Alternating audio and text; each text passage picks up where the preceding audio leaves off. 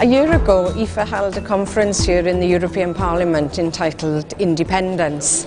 In the past year, since that day, there's been huge economic turbulence and political turbulence across the European Union. There have been huge changes too for our parties. There will be a referendum on independence in Scotland. NVA are the biggest party in Belgium. We've had legislative powers for our assembly in Wales, and so there has been terrific progress across Europe.